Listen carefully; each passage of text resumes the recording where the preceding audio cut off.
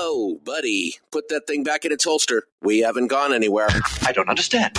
Check out the MichaelDukesShow.com for information on how to get access to the podcast.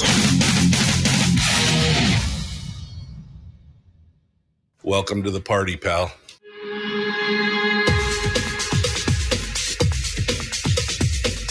The Michael Dukes Show. The greed and the entitlement is astounding to me. What more could you want from a low-budget radio program? This is a dumpster fire. That was just BS. It is time to get a new perspective. We know just what you need, and we've got just the cure. Open wide and prepare for a steaming hot cup of freedom. I just don't fathom it. The Michael Dukes Show, streaming live across the world. Live around the world on the internet at MichaelDukesShow.com and across the state of Alaska on this your favorite radio station and or FM translator. Hello, good morning to you. Oh, baby, welcome to Snowpocalypse 2023. Is this part 2? I think it is, because part 1 happened last early January, February part of the winter. So this is Snowpocalypse part 2 down here in the South Central area. I don't know what it's like up in Fairbanks, down on the Kenai a little bit, but holy buckets. It is absolutely astounding. Got probably 6.5 inches of snow here at the house last night. I actually left Anchorage early yesterday in anticipation. I'm glad I did, because apparently it was bumper to bumper 35 miles an hour all the way home last night for most people. It was brutal. It's brutal out there. They are recommending that if you can stay home, that you do. And luckily, guess what? Yeah, baby, right here. I'm sticking around. I'm not going anywhere, because holy cow, it is a snow day. Absolutely thick. They've closed the schools. Both Matsu and the Anchorage School District have moved to remote learning. And it's a good thing, because they're predicting today up to 14 inches of snow in Anchorage. They already got 10 inches last night on the hillside. And out here in Wasilla, we probably saw between 6 and 8 inches, depending on where you were at. The roads were, well, apparently they got them plowed. As of, there was an update on one of the Facebook groups for the Glen Highway about 5:15 this morning that said they do have them plowed, but now you have rain and mixture. It's like 33 degrees and snowing horrifically. And so it's my son's going to hate me today. Here's your shovel. Have a good day. That's what's going to happen. Anyway, 8 inches of snow on the Seward Meridian Highway, says Terry. It's interesting. Well, then people are saying, I always went to school. Back when I was a kid, I used to have to go to school barefoot in the snow, uphill both ways. I mean, I know. Come on. Anyway, it's just one of those days. Heavy winter storm warning. So we're going to talk about that. I'll give you all the deets on it from across the state. Then we're going to talk about David Boyle's latest article in Must Read Alaska. He's talking about correspondence, homeschooling, and some of the statistics, which I mean, are big, and I knew they were big. I just didn't realize how big. And so we're going to talk about that this morning as well. Governor Dunleavy has appointed somebody to replace Josiah Patkatak up in District 40 in Kotzebue. And we're going to talk about the tale of a couple different news media outlets and how they handle it, and the sneakiness as to how they handle it. That's what bugs me. That's what bugs me these days.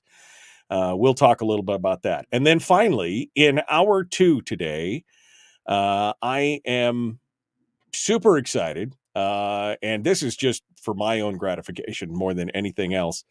We're going to be joined by one of my all-time favorite authors, Mark Tufo, who has written a variety of different books and series, fantasy, urban fantasy, apocalyptic, post, he's the author of Indian Hill, which is about an alien invasion. He's the author of Zombie Fallout, which is obviously about zombies. He's the author of Lycan Fallout, which is about werewolves.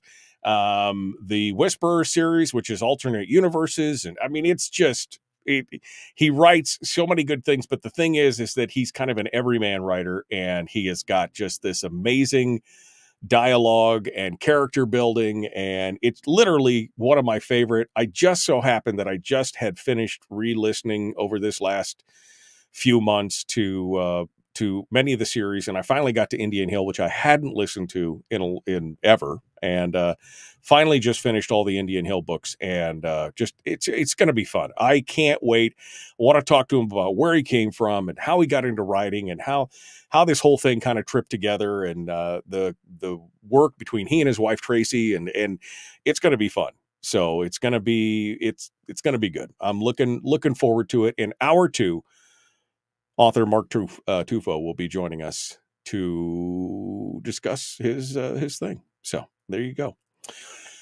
So I guess first and foremost, the National Weather Service has given us like the whole thing here. Blizzard warning in Valdez. They got 48 inches of snow in the pass. Let that sink in for just a minute. 48 inches of snow in Thompson Pass. And according to, according to KTUU, 65 inches north of the pass at milepost 46. It's just 48 inches of snow. Oh my gosh. Cordova, 35 to 55 mile an hour winds, gust up to 85. Valdez, of course, all that stuff, winds gusting up to 45 miles per hour. The Copper River Basin, 10 to 16 inches of snow. Anchorage, they're expecting again up to 14 inches of snow. This was from 6 p.m. last night. This was the latest National Weather Service update. And then they're also talking about the possible rain from snowmelt. So you're going to get a ton of snow, then it's going to melt, then it's going to freeze, and then it's going to melt, and then it's going to freeze. It's going to be like an Olympic skating rink down there. I can tell you right now. Susitna Valley, 1 to 3 inches. Matsu, 2 to 4. I got 6 last night, so that's already blown that out. East Turnagain, 7 to 10 inches. This whole map is full of red and pink and blue and purple squares that all means potentially slick, bad stuff. Stay home if you can. So, remote work is a thing for a reason, folks. I know there's people out there like, well, when I was a kid, they sent us to school in the blizzard and we just had to gut it out. Good for you. Good for you. I'd rather work from here. Just saying. Just saying. I'd rather work from here. That works for me. I just said, I saw Bill said that they got a couple inches down on the Kenai. So it's, the snow is hitting down there as well. Interior, probably not too bad up there in the interior. Brian says, but I wonder about my office though. Hey, you know what?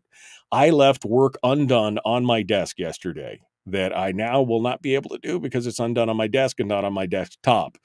So, hey, I feel you. I thought about it. I thought about driving in today and then thought, why? Why would I do that? Why would I do that? All schools are closed here today except for Homer. That's down on the peninsula as well. 35 and raining and snowing in the Kenai, 4 inches on the ground. Thank you for the update from down there, Jeannie. I appreciate it.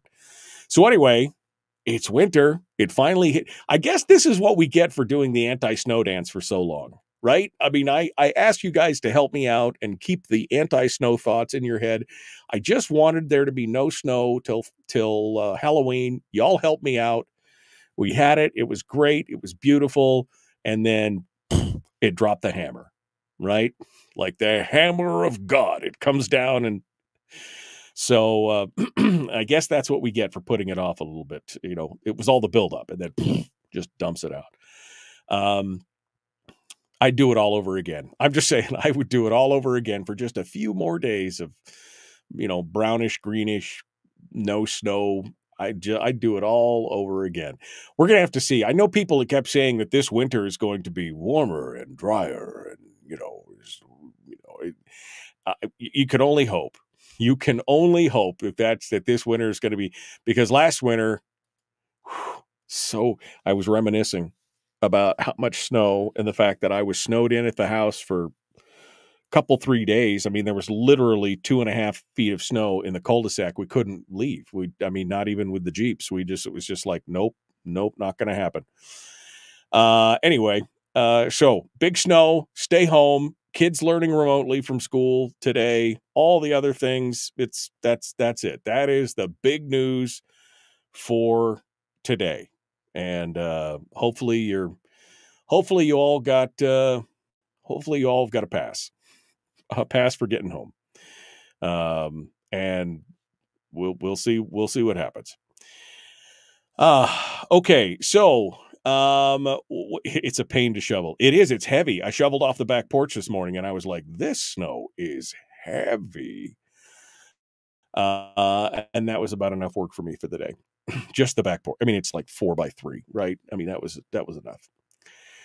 Okay. What else do we got going on here? Well, we've got the tale of several different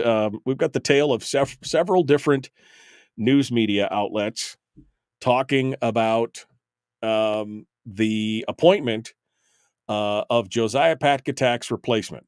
Josiah, of course, was elected last month to serve as the mayor of the North Slope Borough. And so it falls on the governor to appoint somebody else. Now, generally speaking, the governor is supposed to pick somebody from that representative's party. But since Patkatak was an independent, he was not bound by that. He could choose anybody. He could choose independent. He could choose Republican. He could choose Democrat. It didn't matter. And he has chosen Thomas Baker, who is a Republican from Kotzebue. But I want to talk about how this is portrayed by some of the media outlets, because, I mean, the good old ADN, the good old Anchorage Daily News, it's like they can't help themselves, right? It's just like they cannot help themselves. And then they're sneaky about it. Then they're a little bit deceptive about it. And we're going to talk about that here in just a moment. But we might as well go to break, so I don't want to get a whole full head of steam and then have to stop in the middle, because I'm a little precocious that way. We're going to continue here in just a moment. The Michael Duke Show, common sense, liberty-based, free-thinking radio. We'll return with more in just a moment. Don't go anywhere. Don't forget, author Mark Tufo, have I not said that enough yet? Author Mark Tufo will be joining us in hour 2. I might be a little bit excited about it. Back with more right after this.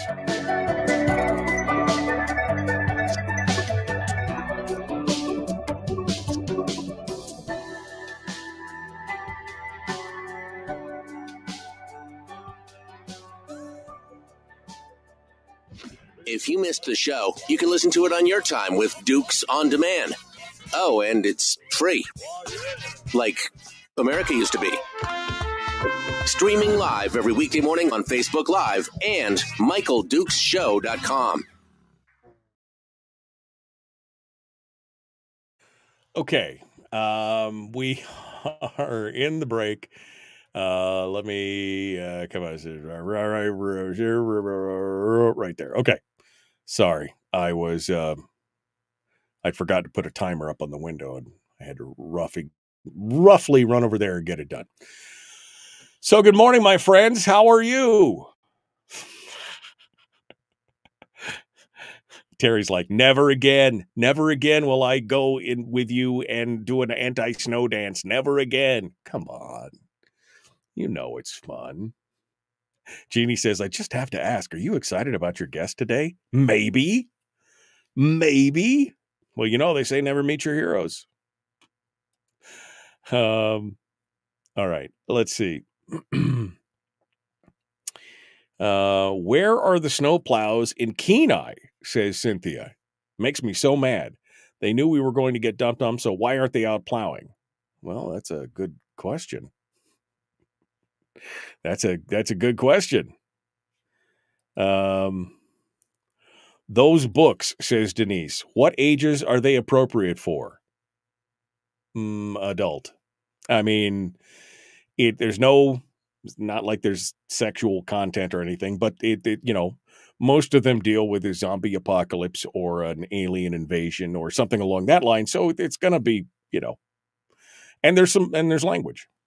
There's language in them. So I guess I would say adult, young adult. I don't know. I was reading books like that when I was in my late teens, so your mileage may vary. Nothing like I tell my wife, nothing like clean, good old-fashioned violence. All right. Cranky. Okay. There you go. I'm scrolling backwards for the moment. Snow has stopped for the moment. The problem isn't the weather, says Jerica. It's the people. Jerica said, we never had snow days when I was in school. I'm sick of hearing the term snow day. Jerica's a little salty this morning. I don't know why. Just, hey, you know what? Feel good about playing hooky. What are you going to do?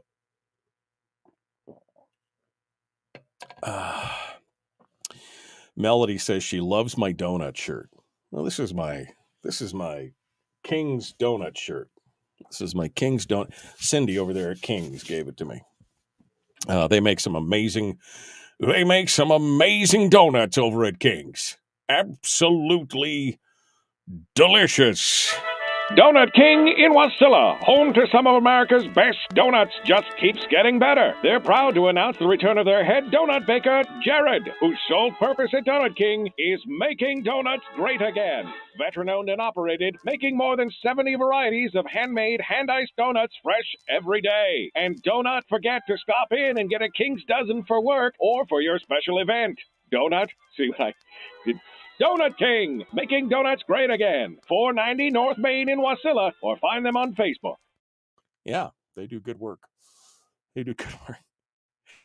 Oh, Barbara. Barbara's got jokes this morning. Well, most books have language, except picture books. I should have said not safe for work language, Barbara. I had to...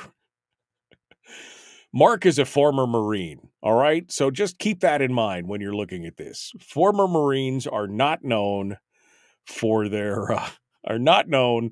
the cleanliness of their language for the most part, especially rank and file Marines, okay? So just throwing that out there. Denise says, I'm just going to pull out the Christmas stuff. Don't you dare, says Terry. You'll get more snow. I don't know. At least she didn't pull out the Christmas stuff the 1st of October. Right? My wife said, I went to Michael's to pick up some stuff, and this is back in late August, and she said their Halloween stuff is up. I'm like, oh, okay. She goes, I want to buy a few things. I'm like, great. She goes back the first week of October. She goes, all the Halloween stuff is gone, and now it's Christmas stuff. Oh man, it's crazy. All right. Oh man, Barbara. Banal and dross verbiage choices. I'm sorry that we plebeians are entertained by sudden... No, it's fine. Barbara's got jokes this morning. All right, at least we don't have any Folgers in the mix, right? Let's get it going on. Here we go.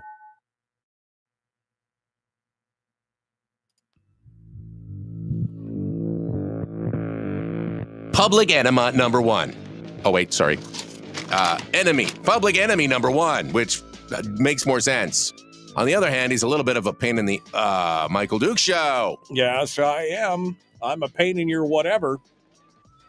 I make a professional living doing that. All right. Kids that are homeschooled don't have to worry about snow days since they're already home doing schoolwork. Good for you. Good for you. That's how it should work around here. All right. Well, let's continue here. We were talking about the governor who has appointed now a replacement for Josiah Packatack. I find it interesting the different coverages that you're seeing from around the state. Oh, I didn't look at I should look at the Alaska Beacon just to make sure that I have all of them in front of me to see what the different stories are. Okay, so here's the headlines to the different stories. You ready? Alaska Beacon. Governor Dunleavy appoints new representative to House District 40. Okay, that's good. KTUU. Alaska governor appoints Republican Thomas Baker to vacant state House seat. Okay, that's good. Must Read Alaska. Governor Dunleavy appoints Thomas Baker of Kotzebue to Far North District 40 House seat. Okay, that sounds reasonable. Anchorage Daily News. Dunleavy selects Republican son of lobbyist to replace departing independent house lawmaker. I mean, what? So then you click on the story. This is classic. So you click on the story by Iris Samuels in the ADN. The headline again on the front page reads, Dunleavy selects Republican son of lobbyist to replace departing independent House lawmaker. Well, that just sounds like there's got to be. Then you get to the actual article when you click through and it says, Dunleavy selects Republican to succeed outgoing independent member of Alaska House. So what? I mean, this kind of salacious, this innuendo that, headline by innuendo, selects son of lobbyists to replace departing independent House members. Oh, so bad. And then you click through and it's something totally different. This is just, this is why you can't trust the ADN. I mean, a lot of even the Alaska Beacon, Claire Stremple, the Alaska Beacon, which really doesn't make any secrets about its kind of left-leaning tendencies. Governor Dunleavy appoints new representative to House District 40. Probably the most innocuous headline of all the headlines that were out there today. And I'm a little mind blown by it, quite honestly. I'm just a little peeved by it. That this is the paper of record, which, by the way, gets about half of its stuff from the Alaska Beacon these days. So I don't know exactly how, great they are. But anyway, it goes on here. So Governor Dunleavy has now appointed Thomas Baker, Republican from Kotzebue, to replace Josiah Patkatak. Again, Pat Katak was elected to serve as the North Slope Borough Mayor. The district, which is home to some 18,000 people, is roughly 135,000 square miles and stretches from Kotzebue all the way to the Canadian border, which, according to the ADN, makes it larger than all but 4 states in the Union. Baker's goal in the legislatures is to advocate for a full statutory PFD for the people, responsible resource development, tackling rural issues such as power cost equalization, and to lower the cost of living, he said in a brief phone interview with ADN on Wednesday. Now, they go on to tell you how it's just not possible that we could absolutely have a PFD, that the current statute is just unsustainable, and most lawmakers who already know better do not advocate for a full statutory PFD. It's just, this poor child. He just doesn't understand. The size of the dividend is a key issue that dominated legislative sessions for more than 5 years. A member of the 40th House District belongs to the powerful Bush Caucus, which represents communities in rural Alaska. In recent years, the caucus has played a key role in determining control of the House amid deep divisions between Republicans who hold a majority of seats in the chamber. And it's the Bush Caucus that allows the majority to form, because they got the Bush Caucus folks to jump on board. And that's ultimately what's caused to form the House majority. Baker has not previously served in the legislature. He did run for state Senate back in 2020 against Donnie Olson, but only got about 35% of the vote. He's a construction operations manager for Kikikdaruk Inupiat Corporation and chairs the Regional Advisory Board for the Federal Subsistence Board. He served on the Kotzebue City Council and the Tribal Council, and he holds a bachelor's degree in English from Dartmouth College. And then they get into Baker is the son of Andy Baker, who's a registered state lobbyist. According to the state directory, he's lobbied this year for the Yukon-Koyukuk School District, the city of Cayana, and Peltola Solutions, LLC, a consulting firm founded by Buzzy Peltola.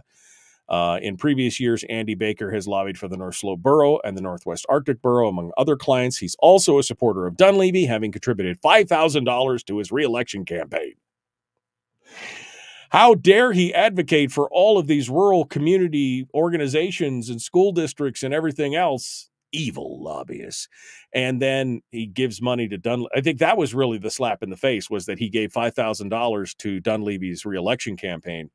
And that was enough to send whoever it was at the ADN over the edge to then paint them as the, if he'd probably given $5,000 to, whoever, Al Gross or whoever else he wanted to give it to, that probably would have been just fine. Probably wouldn't even have been in the faux headline.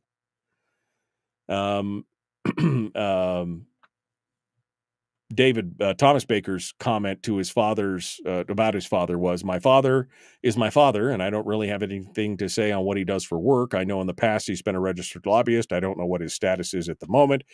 We're family, but the role comes first, so all measures will be taken to be sure that there's no violations of conducts or ethics or anything."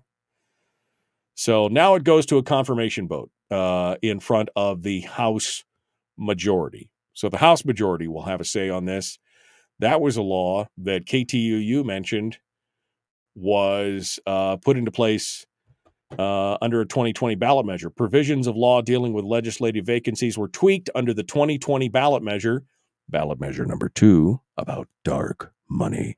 Scott Kendall, an attorney and the author of that measure, said confirmation should be voted on by members of the House Majority Caucus, regardless of party. So we'll see what happens with that. I mean, great. I hope it works out. I hope it's all good. But again, the thing that just gets me is you read the headline on the front page of the ADN's website, and then you read the headline of the actual article once you get there, and you're like, wait, didn't I just read that this was... Maybe it's a little... I may be overreacting. I'd be the first to admit that I might actually be overreacting a little bit on this. Okay? I admit it. But I just get so agitated with that kind of bait and switch stuff, where they show you one thing on the one hand, which very much looks like they're trying to say something with a headline. Like they're saying it implies, right? It's an implication, and they'll be like, oh, you're just misreading it. Okay. Dunleavy selects Republican son of lobbyist to replace departing independent housemaker. And then you click on the article and it says nothing about that in the headlines at all. And every other headline is just about the, that he's a Republican, or that he just is a new guy. I mean, maybe I'm wrong. Maybe you guys in the chat room or, can tell me if you think I'm wrong, you think I'm overblowing this, but again, it proves to me time and time and time again how the folks over there at the ADN they love to tweak that truth. They love to tweak that narrative. And it's really irritating to me. It just chaps my backside. All right. So we're going to be continuing on that. It's good stuff. All right. Well, let's go on to the other big story that we're going to get started on here that I wanted to talk about. Did I hit everything else? I think I did. Yep, that was it. Okay, yeah. David Boyle has got a new story over in Must Read. David Boyle is a writer. He's an education advocate. He's been on the program several times to discuss issues about education. He's been following these things for many years, and he has written a new piece about the connection between COVID and the fact that many families, including Alaska, have flocked to homeschooling and correspondence schooling since the advent of the pandemic, and for good reason. I threw him an invite this morning. If he wanted to come on and talk about this, he can. If not, that's okay as well.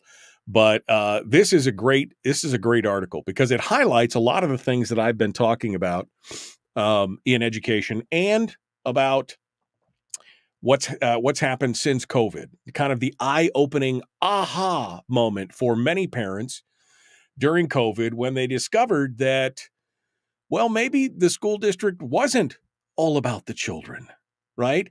That maybe it was more about some of their political power, or, you know, in the case of places like California and things like that, where they said they would not reopen schools unless they got some of their social justice measures put together. And Randy Weingarten, the head of the NEA, was talking about how we're killing our teachers by forcing them to go. This is a year and a half after the pandemic started, killing our teachers by forcing them to go back to school and all this other kind of stuff. I mean, just this nonsense.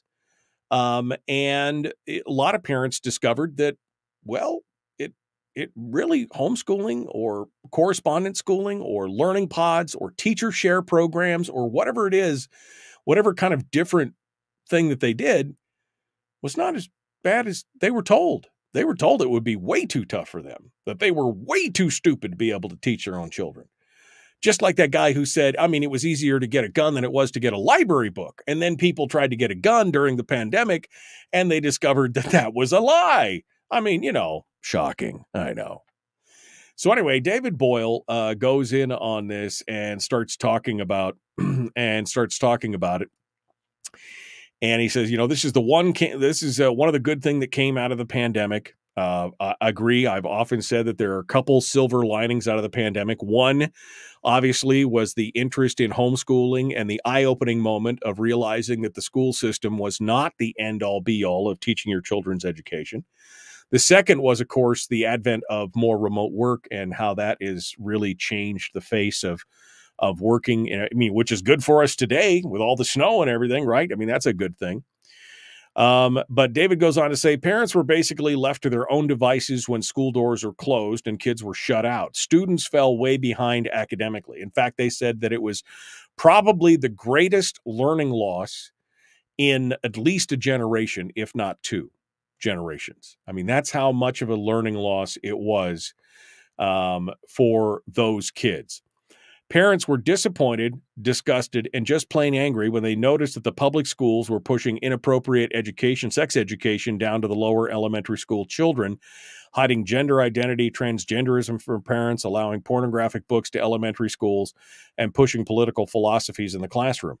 And a lot of that came out of parents all of a sudden realizing when schools did go to remote learning, instead of a homeschooling thing, and they started looking at they were actually seeing some of the materials and some of the course stuff and everything else, and they were like, what do you do?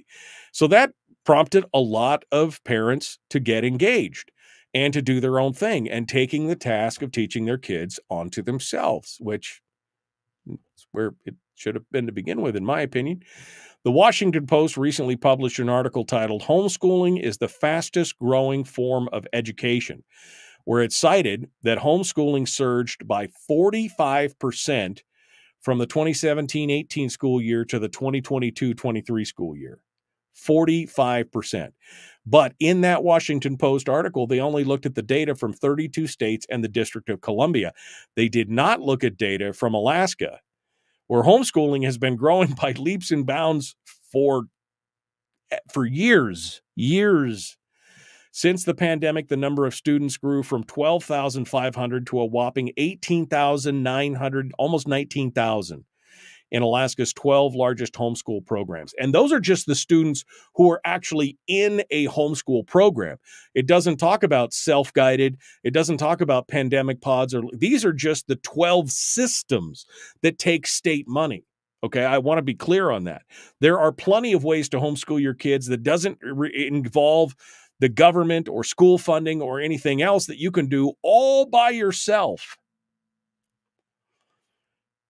This is an increase of 52% from the pre-pandemic school year and from 2019 to 2020.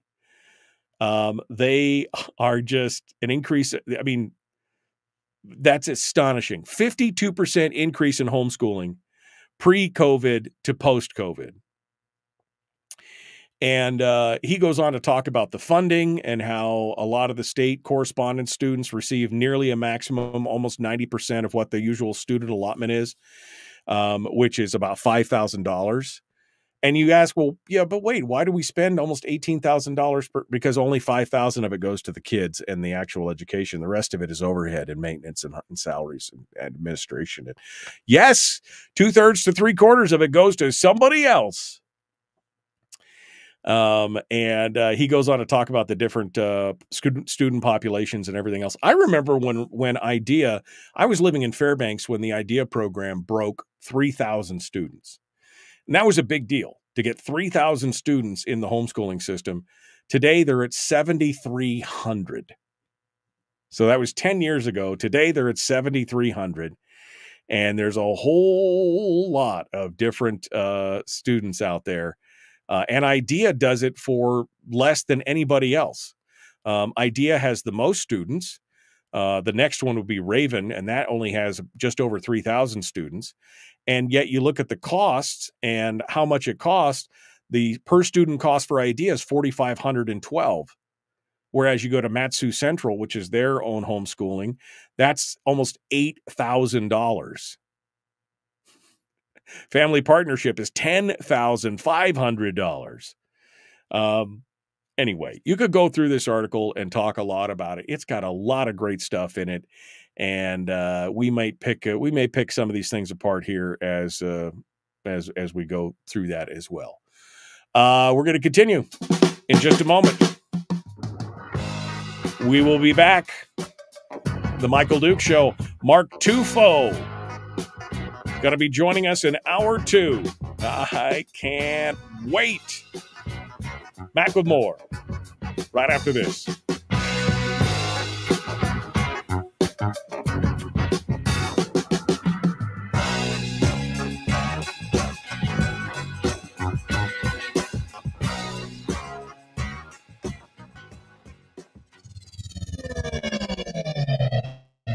Now you're cooking with gas. The Michael Duke Show.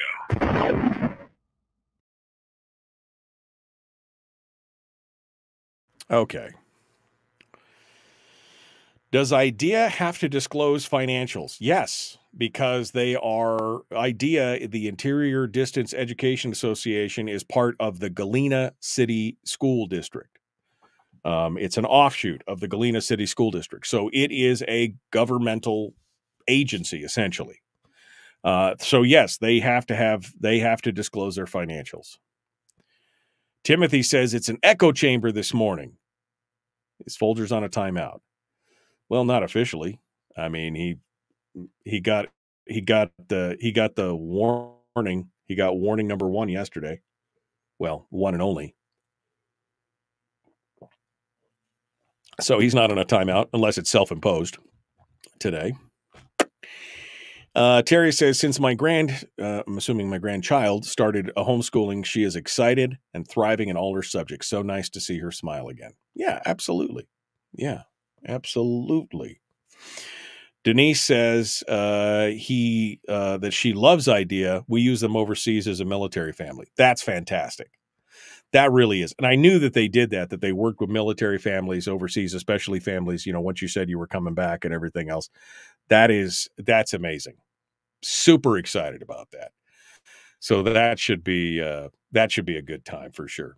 But yeah, I mean, that was one of the most brilliant things. I mean, the pandemic was a lot of stuff, right? I mean, there's a lot of things in it, all that other things, but the silver lining, I think the 2 silver linings that came out of that was the discovery by many parents that, wait, we can school our own kids. We can do this. It's not as hard as you told us it was.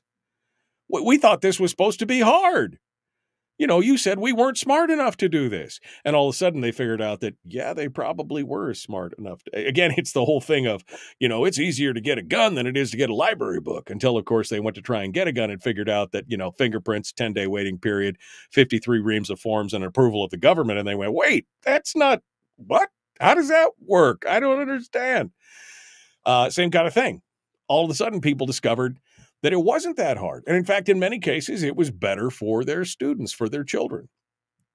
Again, folks, this is the politician's disease or the bureaucrat's disease. Somehow we know better than you how you should run your life. Whether it's we know better than you, ... how you should run your life, how you should spend your money, how you should raise your children, how you should, instead people should be taking personal responsibility and doing those things for themselves. I'm just saying, just throwing that out there. Maybe you want to do those things for yourself.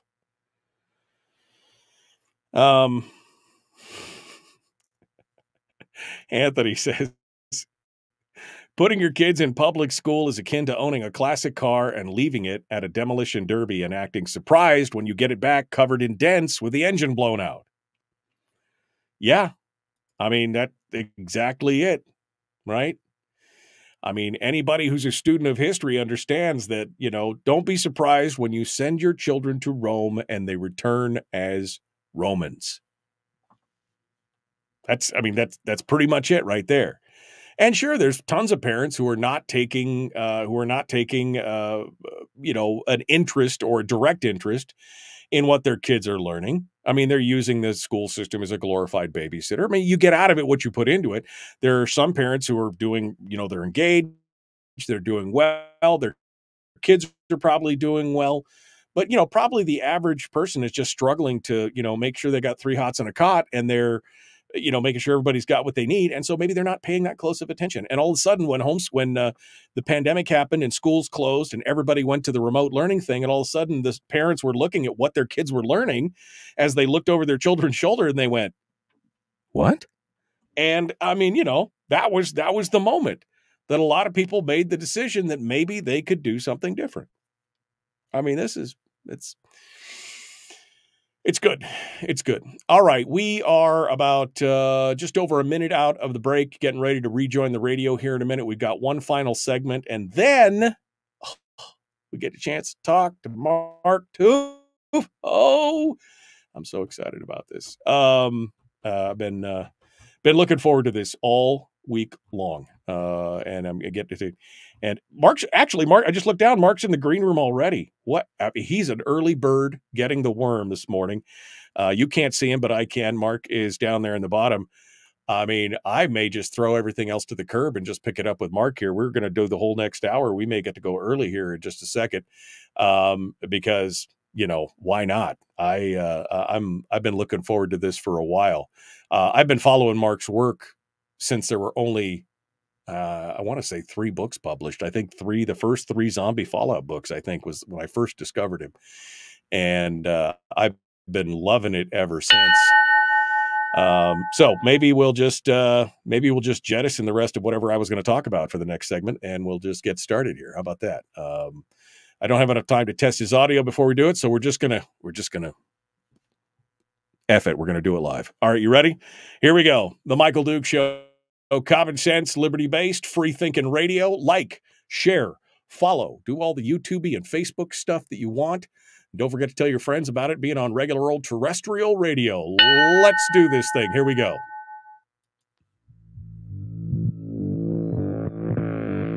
Public enema number 1. Oh, wait, sorry.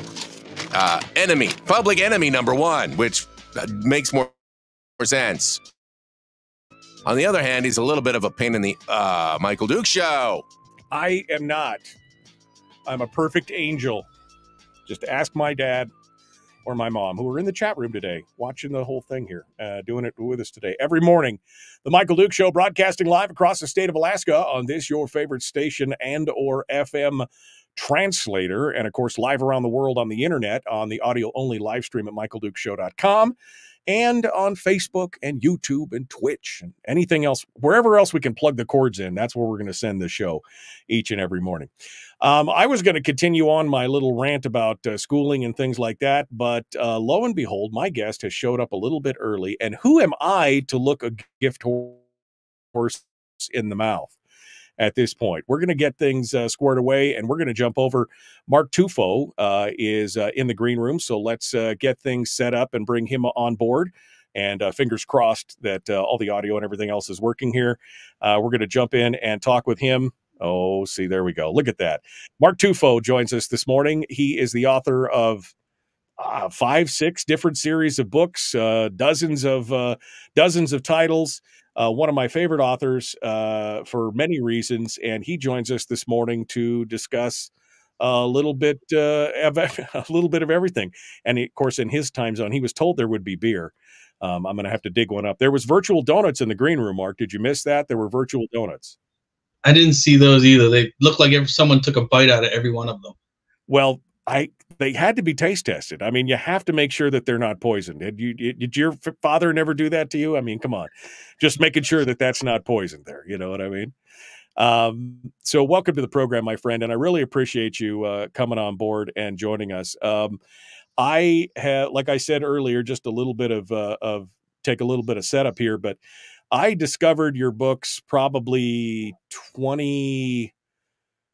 must have been 2015, 2016, something like that. And I think at that time you had only published, I think, maybe 3 or 4 of the zombie Fallout novels. Mark has a variety. He's got a writing style that kind of covers a bunch of different genres. So you got some fantasy, you've got some post-apocalyptic stuff, you got some science fiction, alien invasion, you've got kind of a mishmash of all, you got alternate universes, and it's all different kinds of stuff. And what I really loved about this was just kind of the tone of the whole book and the character development and everything else. So first and foremost, Mark, just tell us a little bit about yourself. I mean, where you came from, originally, and I mean, how you got kind of started in this whole thing. Originally, well, first off, thank you for having me on your show. I appreciate it. Hey, no problem. Originally from Boston, if you couldn't tell,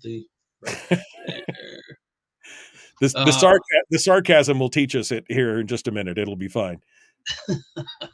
How I got started. So, I grew up blue collar, worked in the blue collar field most of my life. Then went back to school, got one of those cushy white collar. We just lost the internet there, either on my end or on his end, one end or the other. We just lost Mark. He's in, you were in a half blink there, Mark. You said you were headed off to college. I'm sorry there. Go ahead. No worries. Sorry. You'll see boxes in my office. I'm in the middle of cleaning, but, I'm loving it. Don't bother me. I'm loving it. Don't worry about it. Okay. And, so I got one of those cushy white collar jobs, went back to school, and then found out that you get laid off a lot in those cushy white collar jobs. And during one of those times, I'm all whitewashed, aren't I? I tend to ramble if you haven't noticed. Oh, you're fine. You're fine. And then I got laid off, and I couldn't sleep. I had severe bout of insomnia, and I was reading a ton. And I just finished a zombie novel, as a matter of fact. And I came downstairs after reading it, and my wife was getting ready to go to work, and I was like, I just read this good book, and I was just kidding because I never considered myself a writer, and I was like, but I think I could do better. And she she probably was half asleep, but she's like, so then why don't you? So I was like, oh, well, I guess I could. So then that was the birth of Zombie Fallout 1. Yeah. Well, and it's interesting, because I know that may not be some people's cup of tea, zombie books, apocalypse books, whatever, post, sign, and that's fine. For me, sometimes, I get that feeling of, I want to do a little escaping, and that's it. It's not like Mark is writing, the next Wuthering Heights, but they are good stories, character driven, fantastic dialogue. And that's what I love about it. Now, you were working in, of all things, HR, which I can't, after reading, I didn't find that out it was a while before I found that out about you. I'd been reading the books, and, here's Mark Tufo, former Marine, doing this thing, and, rough and tumble and all this stuff. And of course your books contain some adult language and some other things. And I'm like, oh, this guy is in HR. I mean, with the sarcasm, he's injected with the sarcasm, affliction from Boston, and he's in HR. I mean, that was an amazing thing. I mean, I couldn't even survive as a cubicle, whack-a-mole cubicle gopher out there. Yeah, HR was the worst placement ever, probably. Boy, it's hard. It wasn't a direct transition, Marine Corps to HR, but in the Marine Corps, there is no PC. There's no filter. You can say and do pretty much whatever you so desire. And then you get to HR and it's so vanilla. I mean, you're like, hello, Rebecca, how is your day? You know, I mean, you you don't want to do anything more than that, you know? Yeah, it's not like it's good to see you. Why is it good to see me? Oh, I'm sorry. I like your hair. Why do you like my hair? Oh my God. Okay. Yeah. I mean, you know, I could just imagine having to rein yourself in 8 hours a day and not be yourself. Because I see a lot of that. We're going to talk about this in a minute, but I see a lot of yourself and your family and your friends and everybody else coming through in these books, and I just can't imagine. Well, your main character, Michael Talbot, I can't, which is Mark Tufo, Michael Talbot. I don't know. Maybe there's a crossover there, but I just can't imagine him reining himself in for 8 hours a day trying to play the PC game. What a mess. Yeah, I cannot tell you how happy I am. I am not in Cube City anymore. Nobody wants to be my Cube neighbor, you know? I can see that. Nobody wants to be my Cube neighbor either. Trust me. They don't even want to be. They gave me my own office at one point and said, just stay in there. Okay, fine. Good. Y'all leave me alone. I'm going to do my own thing. Keep the door shut, please. Yeah, exactly. And now you were in college when you first started doing some writing. And I'll be honest with you, I watched a podcast that you were on recently. Because I got a lot of this backstory that I didn't know, that I had never, and I always find it fascinating when I interview people, especially creatives, writers and, actors, voice actors, that kind of stuff. Because I do the radio obviously, but I'm also a voice actor. So there's a creative thing in there for me. And I love that. And I love to see where people came from and what made them kind of overcome, everything and how they got to where they were at. But initially, again, being in this blue collar thing, you weren't planning on being a writer, right? This was just kind of an offshoot. And we got about 60 seconds here before we hit the break. So just give us a tease and we'll take this up on the other side. Yeah, I mean, honestly, it was an exercise in insomnia, trying to get some sleep, get some of the frustration and, fear probably from being unemployed and getting that out, so I kind of tapped into those juices. Who knew it was actually ever going to catch on? Certainly not me. Yeah, exactly. It's one of those things where you're like, wait, did you really like it? You liked it. That's surprising. I did it for me more than anything else, right? We're going to walk through all that part. We're going to walk through the beginning. We're going to walk through characters. We're going to walk through audio. We're going to talk about all that stuff. Mark Tufo is our guest. I'm a little giddy. You'll have to pardon me if I fanboy a little bit here. Like I said, Mark is one of my favorite authors. So we're going to be back with more. Don't go anywhere. The Michael Duke Show. Common sense, liberty-based, free-thinking radio. Back with more. And Mark Tufo after this.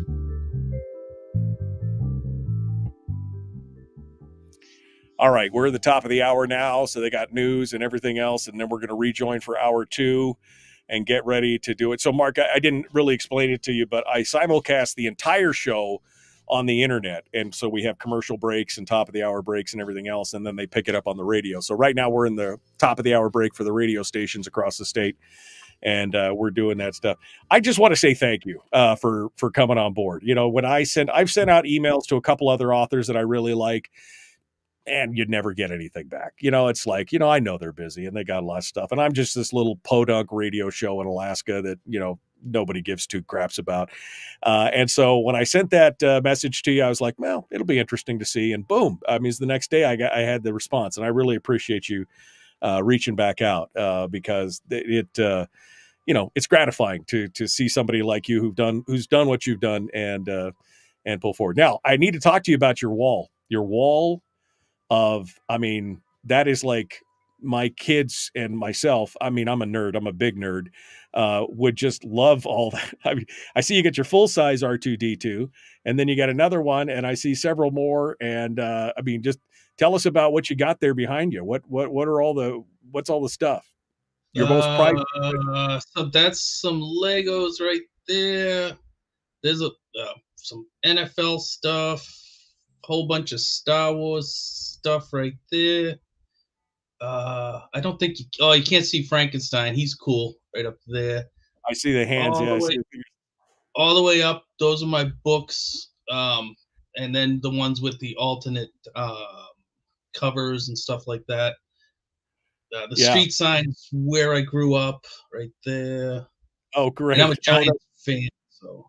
Right. And you're a Giants fan, yeah. That place, that it's interesting because it's funny. I have zero interest in sports. I was born and raised in the middle of Alaska.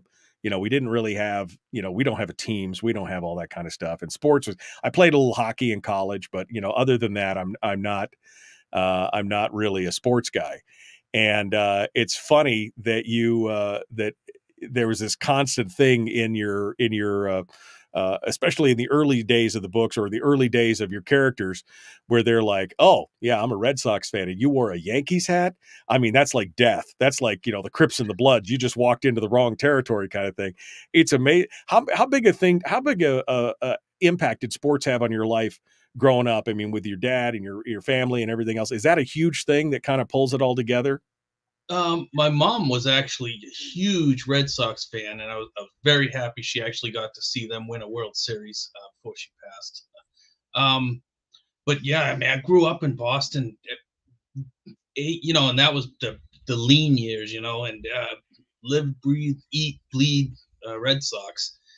Yeah, and to see a Yankees hat, especially in Boston, those were fighting words, Yeah, no, it's amazing how people get, it's like the Ford Chevy debate. Everybody gets into a fist fight over the Ford Chevy debate. And I'm just like, again, it's not something that I can necessarily rationally understand, but I love to see that kind of continuity in everything that you talk about. And of course, you have a love of Boston, but now, surprisingly, you live in Maine instead of Boston. And I know Maine features prominently into some of your other books. Is that something that happened when you were younger or as an adult? Well, I was in the Corps, so I was out in Hawaii for a few years. I know, brutal. Somebody had to do it. That's a tough duty station. I got to tell you, hoorah! That's a tough duty station right there, baby. So then, moved back to Colorado. Loved Colorado. Lived there for a long time, and then, one day I just kind of looked at my wife and I was like, I have been away from the East Coast longer than I lived there, and that was a realization that hit. I saw my family from time to time, but not much. And I was like, folks are getting older. I kind of like to spend some time. So by that time, my dad had bought a cabin up in Maine with some land. And so we decided to move up here. That was what? Holy crap. That was 10, 12. Oh my gosh. 12 years ago. And again, coming from Colorado, even it's, that's that's got to be a huge change as well. Coming from Colorado back, although you'd been to the East Coast before and lived there, obviously born and raised there, but it obviously has to be a big jump. And sometimes we make those choices. I arbitrarily decided to move from the interior of Alaska down towards the coast, which is a 400-mile journey, right? I mean, the state's huge, right? So I moved from one city to another, and it's a 400-mile trip. But it was also the best thing I ever did, as far as for my life, for my career, for everything else. And so it's good that we make those choices as we go on. And your wife, Tracy, we're going to talk about this in a little bit, but she is just an integral part of everything you do. Yeah, I mean, if not for her, I would have never started writing, would have never got published. She's the whole business side of the equation, which, I'm sorry. No, go ahead. I've got author friends that they do everything. They do the writing, all the business aspect of it. And I was like, there's no way I could do it. I just wouldn't have enough time in the day and I wouldn't do it right, Well, that's true. I mean, there's a lot that goes into, marketing, Facebook marketing, connections, networking, publishing, getting the editors and the copy, proofers and all that other kind of stuff. There's a lot of work outside of the actual writing for sure. And it's good to see that you could focus on what's important from my perspective. And that is the creative. I want you to keep creating. Just keep going, my friend. Just keep going. All right. Mark Tufo is our guest. He's an author. You can find him at marktufo.com. He's also on Facebook, which I'll post here in a few minutes as well. But we're about to rejoin the radio. So let's get back to it. Here we go. Hour 2 is right now. The Michael Duke Show. Common sense, liberty-based, free thinking radio. Here we go.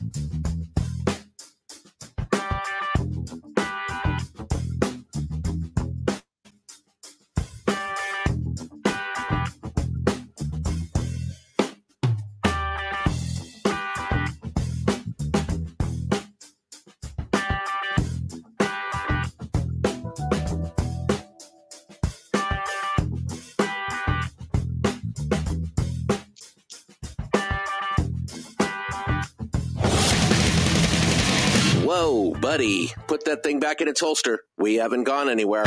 I don't understand. Check out the MichaelDukesShow.com for information on how to get access to the podcast.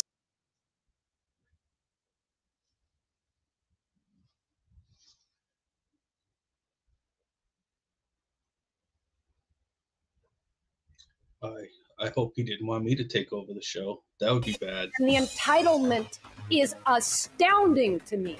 What more could you want from a low-budget radio program? This is a dumpster fire. That was just BS. It is time to get a new perspective. We know just what you need, and we've got just the cure. Open wide and prepare for a steaming hot cup of freedom. I just don't fathom it. The Michael Dukes Show, streaming live across the world.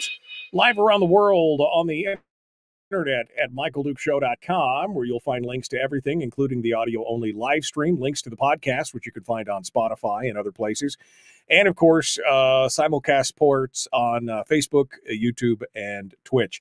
Also broadcasting live across the state of Alaska on this, your favorite radio station and or FM translator. Yes, I refreshed my window during the start of the show there, and Mark all of a sudden became the host for a minute. It was pretty awesome. It was pretty awesome. Mark Tufo is our guest for hour 2 of the program. As I've been talking about all week, this is something that I've really looked forward to. Mark is the author of a series of books, multiple series of books, crossing several different genres, including science fiction, dystopian, post-apocalyptic, fantasy, alternate worlds and realities, and everything else. Mark Tufo joins us this morning to continue our discussion as we were talking about earlier. Mark, welcome back to the program. Well, thank you. So let's get started and let's talk about, that first part. Now, you were in college and you were tasked. And I guess it comes in 2 parts. You were saying you read a book and you were like, this is a good book, but I think I could do better. And your wife's like, yeah, put up or shut up. And you're like, okay, I will. And you started it. And it was Zombie Fallout. But let's reel it back into the Wayback Machine. You actually wrote a book in college through a creative writing class where they wanted you to journal or do whatever, and you ended up writing this book.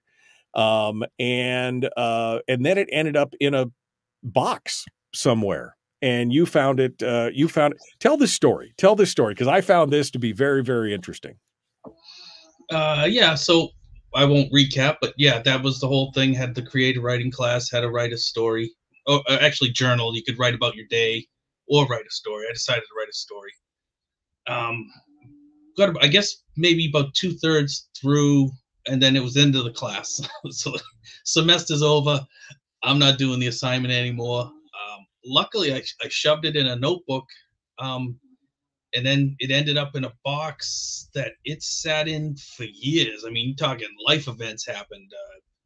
Did the Corps, got married, had kids, and then one day I'm out in the garage, had to do some work on a car.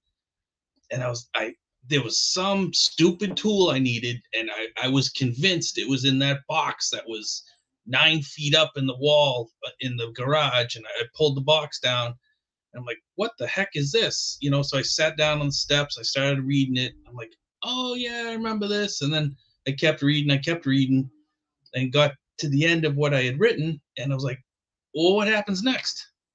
I hadn't finished, so I was, how does it end? Wait, don't leave me hanging. How does it end? I know, read us, interrupt us. So I decided to finish writing it. That was the first Indian Hill.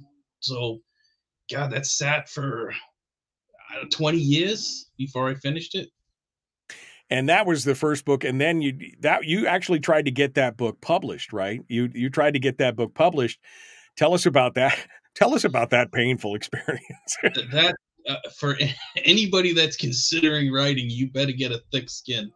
We went, Tracy and myself went and got books on agents and publishers, and we sent query letters and manuscripts. I don't even know how many. Every address we could find, they ended up with a copy of that book or a piece of it. And I got from the ones that actually responded, I got stacks of rejections, and it's a little brutal.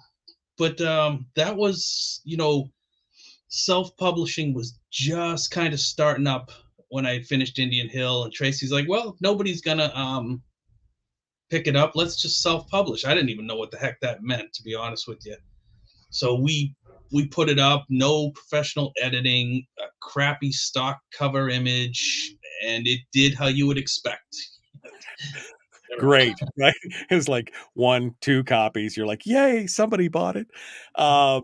But that was that, you didn't let that get you down. And what I found, what was interesting, my experience into your world was probably the similar to many people, is that I didn't even know about Indian Hill till much later. I actually started reading your books when you did the Zombie Fallout series.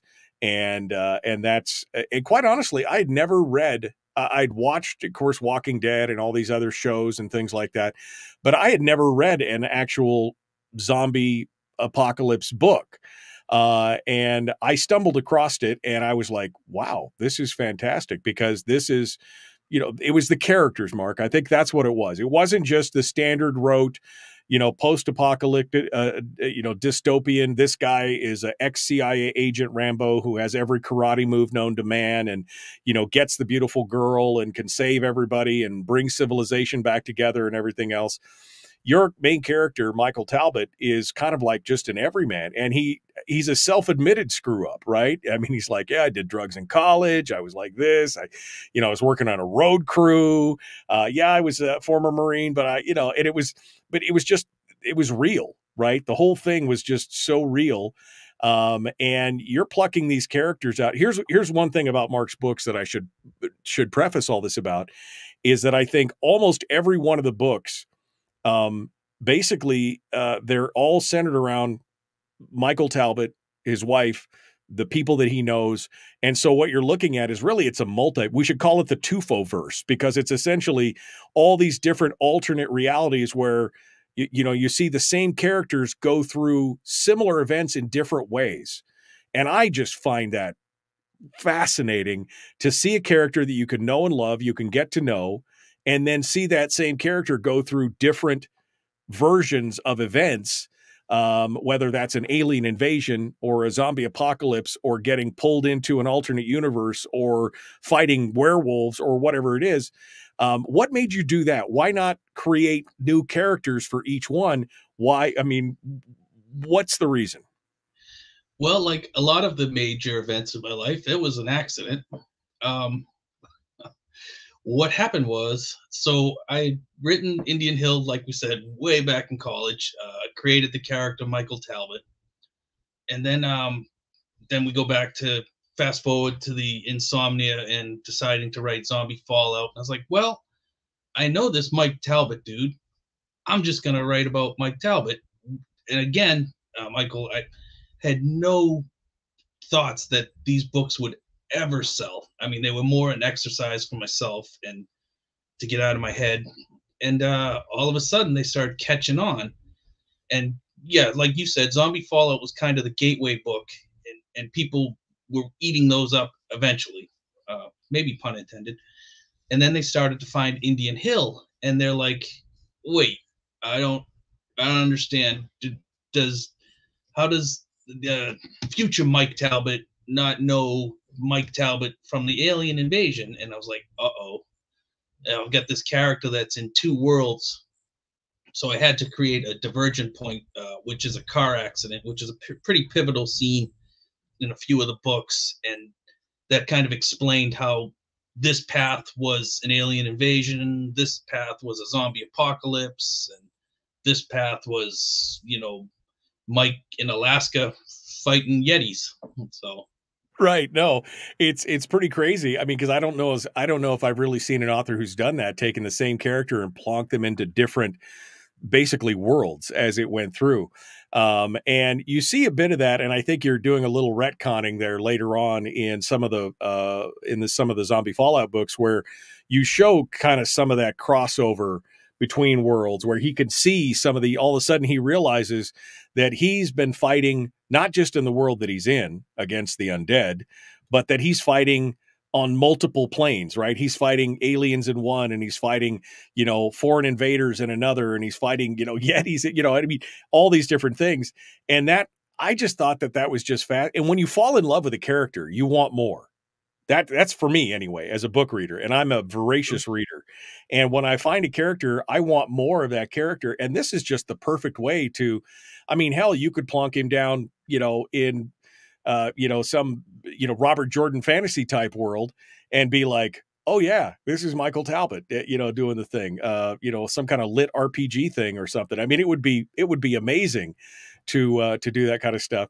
And you also bring all your other characters. Now, for those of you who haven't read the books, and it may be a lot of you, he also incorporates, obviously, your wife, Tracy, is a character in the book. I'm assuming your wife has red hair. Is that the case? Yes. Okay. So Mark is writing about a lot of them, but you also incorporate dogs. And I have a dog at my feet right now. You can't see him, but I know that you have Chloe and I forgot. Yeah, Holly and Chloe are there. You have Henry, who's a main character of the book, a bulldog. You have all these different dogs. And in fact, you've written actually a series from the dog's perspective, right? The Life of Riley. And you slip a few of those into some of the different books where there's a chapter or a segment or two from the dog's perspective, which I also found hysterical. I mean, you incorporate your whole life into these books, don't you? You're right, what you know. Yeah, you're right, exactly. And you have a love of bulldogs. You tell the story that, of course, bulldogs are the mascot of the Corps. But your dad wanted one, never got one. You ended up getting one, and you're like a full bulldog guy from now on, right? Yeah, we actually my wife's uncle, he was a top in the Marine Corps, which pretty high up, non-com, and he called out of the blue one day and he said, this lady just brought this dog down to the recruiting station, and they can't keep him. And I was like, I'm on my way. We hadn't even seen this dog. I'd never met him, never heard of him before.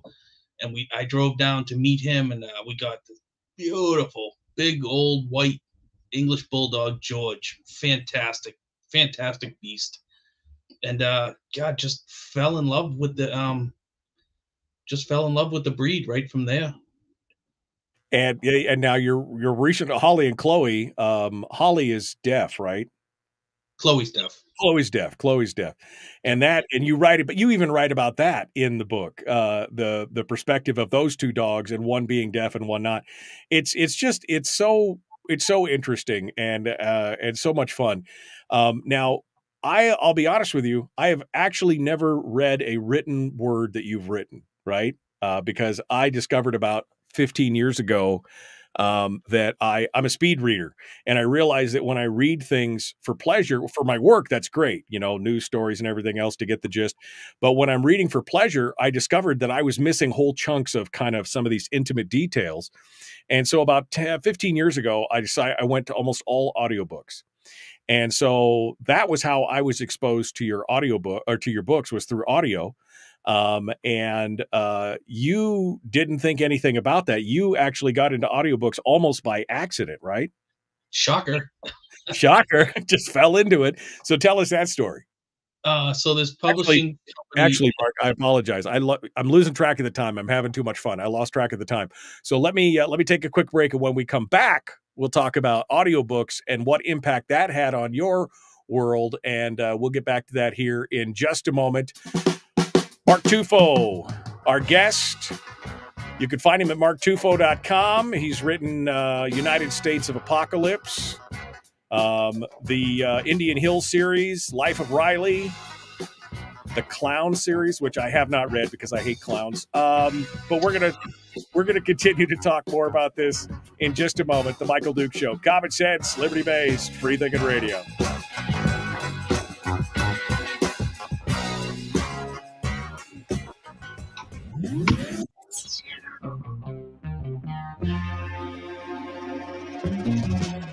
Running on 100% pure beard power. Oh, also some coffee.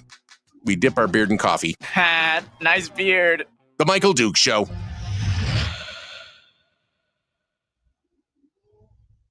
Okay, we're in the break right now. Mark Tufo is our guest. I hope I'm not jumping around too much here for you, Mark. I'm loving the discussion on this. I got to be honest with you, and I know that it wasn't necessarily your choice. We're going to talk about that here in a second, but I love Sean Rennett as a voice actor. I've narrated several audiobooks, and there are certain people that I kind of look up to as people who nail it. Mike Kramer is another one. Mike Kramer from The Wheel of Time, Sean Rennett, Scott Brick. Some of these guys just nail it, but Sean Rennett he has become Michael Talbot, right? I mean, in most people's minds, he is the voice. I mean, there is just nobody else that could play that character. I've met Sean Rennett like 3 or 4 times now. He personifies I could not have picked a better person to be Michael Talbot, because he is Michael Talbot. He has no filter. He will say whatever he feels. He will do whatever he wants. He is hilarious. Yeah, no, and I love the separation in his voice and how you can tell. I mean, he's playing BT, this 300-pound, 6'5" black guy that's broader than me, kind of thing. I mean, this guy, and yet you could tell the separation of each character and the alien characters and some of the other ones, and he really brings those stories to life. And with an audiobook, you need that, right? I mean, no offense to you, but if you tried to read your own audiobook, which some authors have tried to do, by the way, and totally destroyed their series by doing it. I'm looking at you, Harlan Coben. But you've got to have somebody that can just bring that story to life. Yeah, nobody wants to hear a Boston accent drone on for 10 hours, man. Nobody. Right. It's pretty amazing. You're currently, Zombie Fallout's up to what, 19 now? You got 20? 21 just dropped. 21 just dropped. Apparently, yeah. I haven't listened to the whole series yet because I think I left off at 20. So I've got to go back. But I will say I had put off listening to Indian Hills for the longest time, and I actually just listened to the entire series last month. And I was eating it up. I will say that in some ways I like it better than Fallout. I really, really enjoyed that whole thing. I get that a lot. Like it's hard for me when I read at least the first 2/3 of that first one. It's just a little cringy because I feel like I really didn't know what I was doing. But I feel like by the 3rd or 4th book in that series, man, I was hitting my stride and I was running well. And I had a blast writing that series.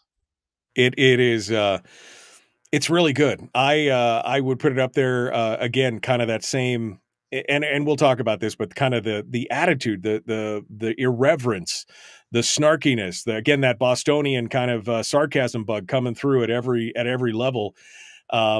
There are so many laugh out loud moments in your books where, I mean, I'll have my earbuds in or something, and my wife will go, "What are you laughing at?" I mean, like, Michael Talbot, and she's not a fan of the genre, but she actually listened to the first book with me, going through, I don't know, we were driving somewhere to some long trip or something.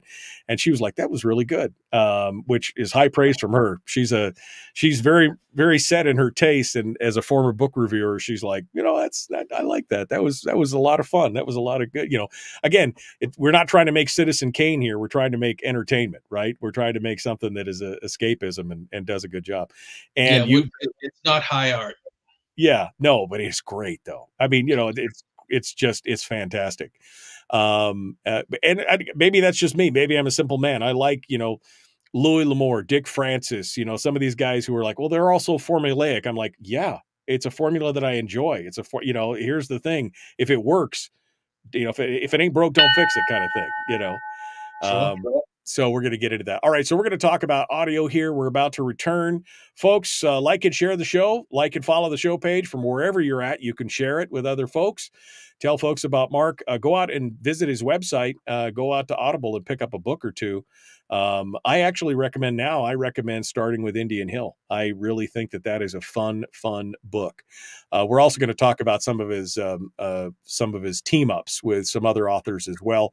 We're going to continue this in just a moment. The Michael Duke Show, common sense, liberty-based, free thinking radio.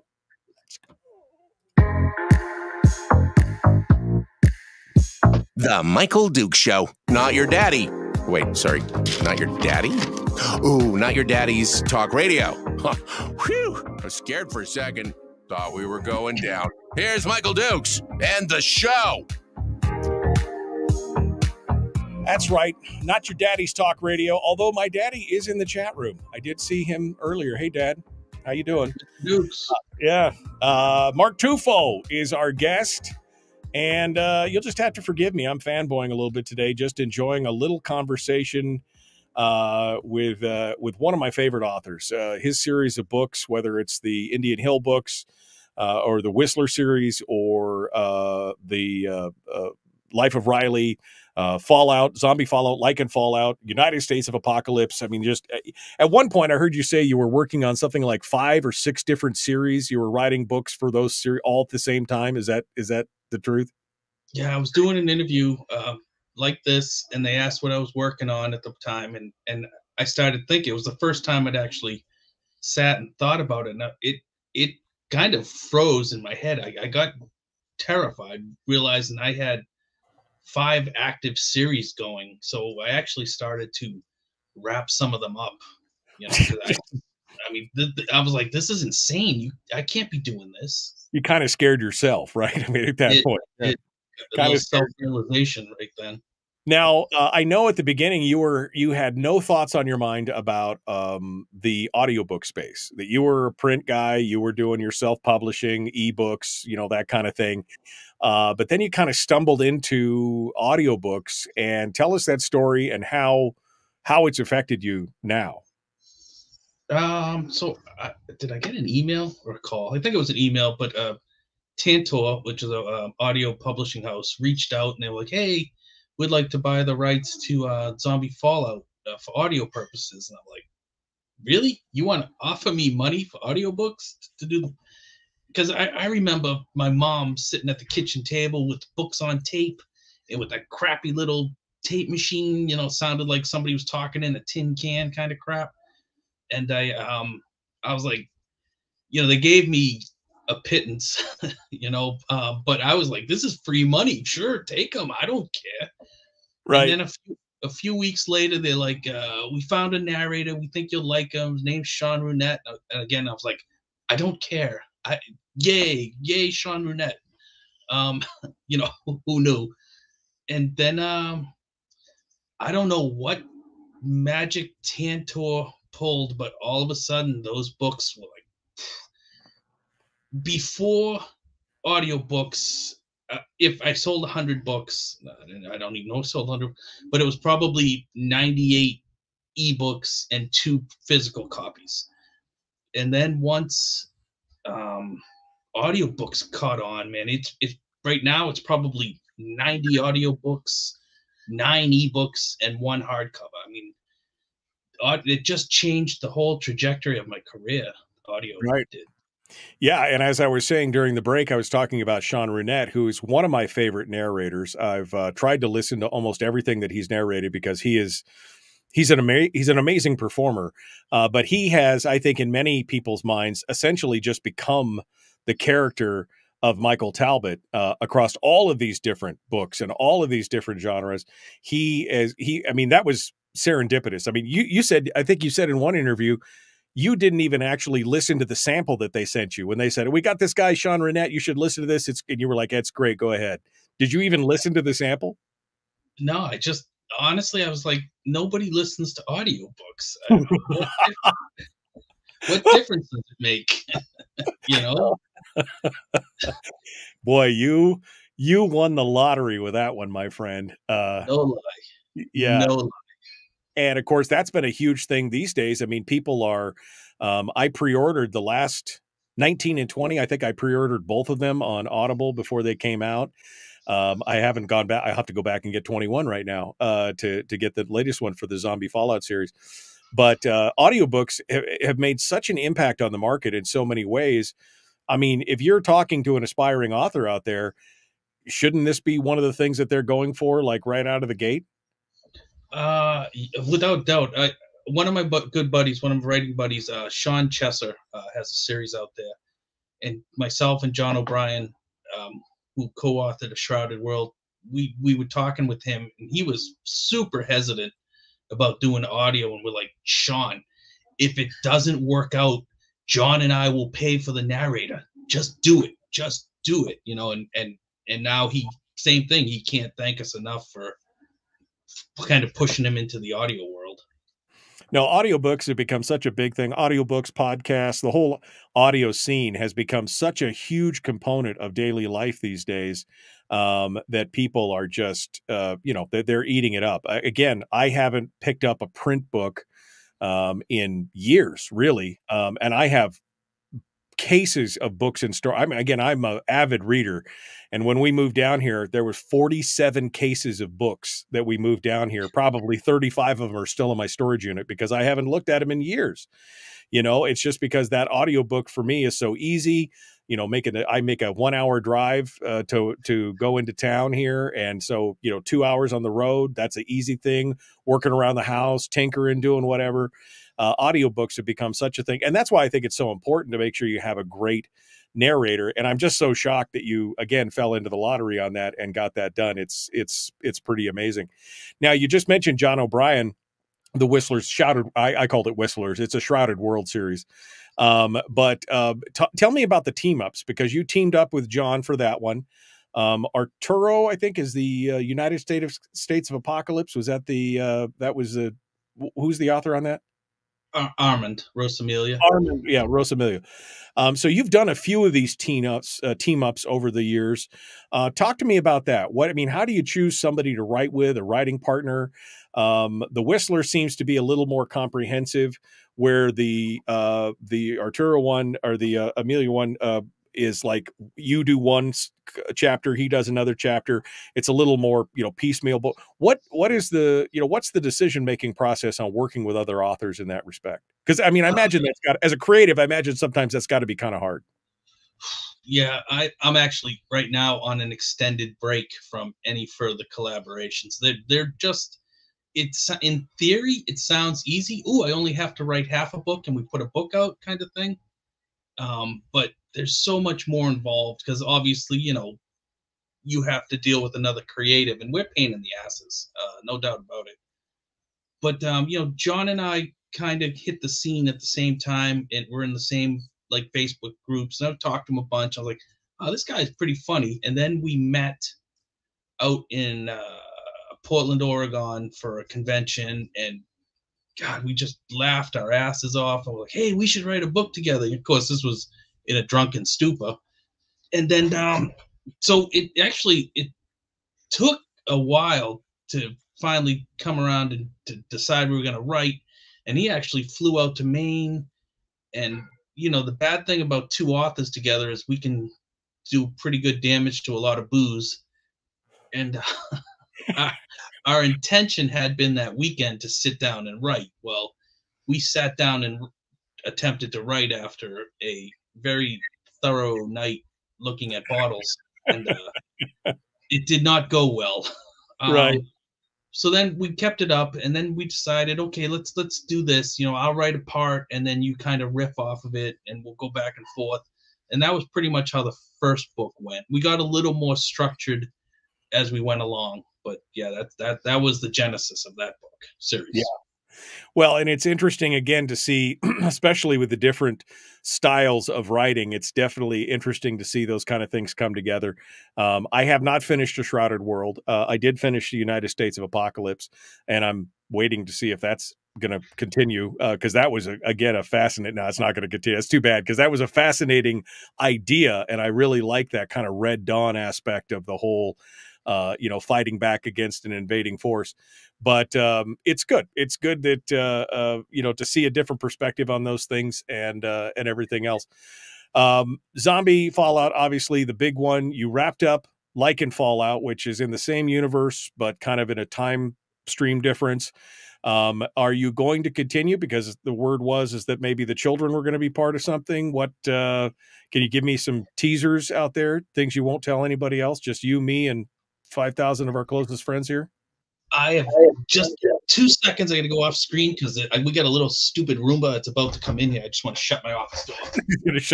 He's got to shut his Roomba off, because nobody right, needs. Sorry. Yeah.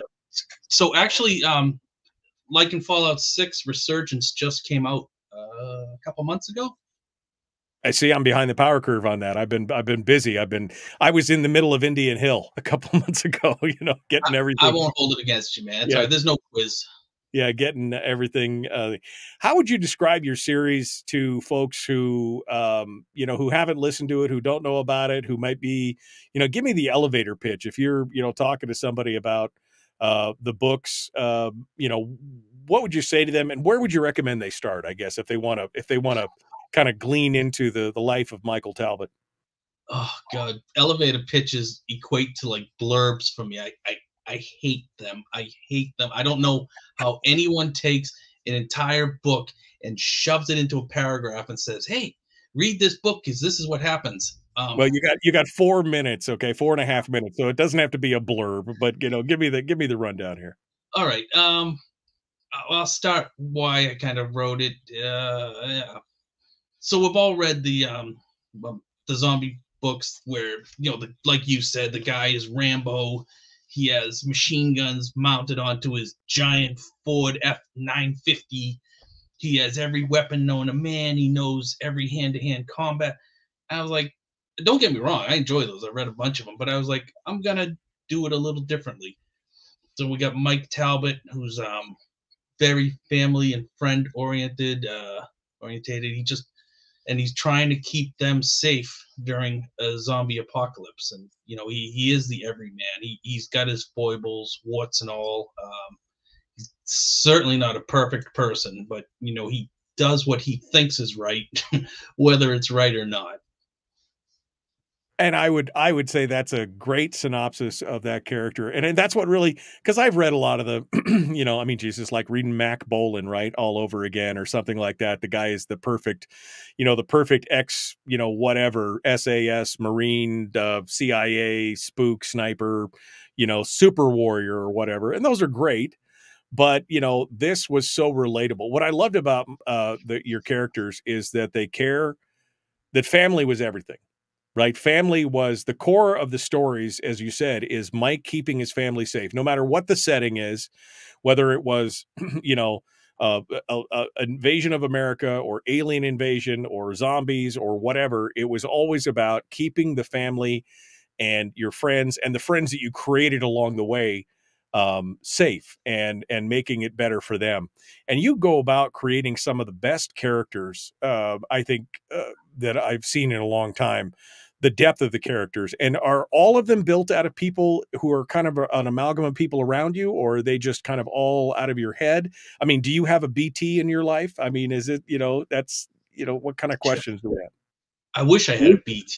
God, that'd be awesome. Just hanging around, giving you stuff, giving you crap all day long. BT, get him, man. Guys giving me crap. No, I mean, like folks like Trip, they're an amalgamation of people I have met throughout my life. So they're bits and pieces from folks that I have encountered, but most of them would not be a direct one-on-one correlation. Do you have a method to your character creation where you look at them? Do you create a backstory? Is there a stricture to your writing or a structure that you line out, or are you just kind of pulling it right out of the heart? Oh God, I wish, there's people that like, geez, I'd love to see your your wall where you have like where this connects to this and this connects to this and this person started from here, and I'm like, I'd love to see that too, because it doesn't exist, kind of thing, you know. So yeah, it's just more pulled from the ether. Mark Tufo is our guest. We're up against the final break. We're going to have one more segment with him where he and I are just going to, I'm going to let him have free reign here on whatever he wants to talk about his books, about his experiences, and more. We're going to continue with him here in just a moment. The Michael Duke Show, common sense, liberty-based, free-thinking radio. Don't forget, tomorrow is Firearms Friday. We're going to talk about guns, gun laws. Dr. John Lott is going to be joining us, author of the books More Guns, Less Crime. And we should have some interesting commentary on the latest Supreme Court case that's going on right now. That's all coming up tomorrow. Meanwhile, we'll return with Mark Tufo in just a moment.